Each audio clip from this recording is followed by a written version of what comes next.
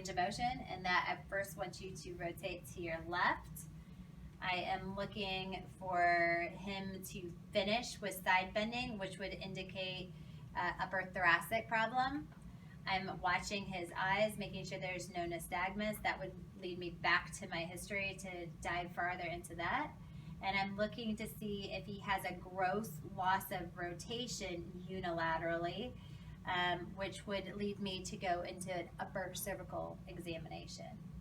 Okay, so I can do overpressure and resistance depending on what my history had led me to. So I'm going to have him rotate again to the left, and then an overpressure would be here, and then don't let me move you any further, and relax. And then to the other side, and don't let me move you any further, and relax. Okay, so if he had a gross loss of rotation unilaterally, I'm thinking upper cervical. If he had a unilateral loss of rotation but not gross, and it was also a unilateral loss of side bending to the same side, then I'm thinking more of an acute lesion between mid and low cervical. Okay?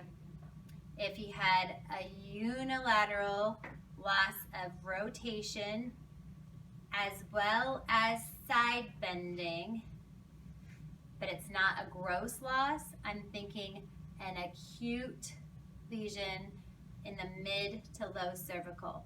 Because remember, if it's a loss of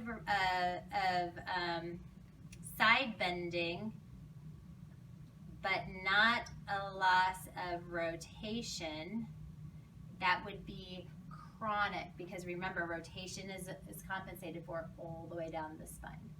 Okay? If he has splinting bilaterally, just in rotation, now I'm concerned about a Dens fracture. If he has not splinting, but a pretty large loss of rotation bilaterally, as well as side bending bilaterally, now I'd be thinking more of, especially coupled with his demographic, it could be something more like cervical spondylosis. Okay, so a lot is being told with active range of motion and rotation.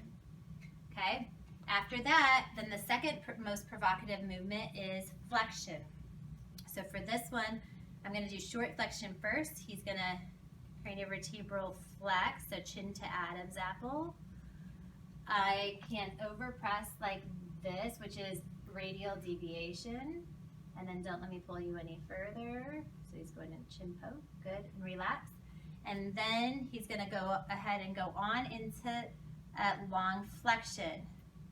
With this, I am palpating the nuchal ligament that runs from C7 all the way up to his occiput to make sure that it is not boggy, which is going to help me know his prognosis as far as stability exercises and if I can use chin tucks effectively.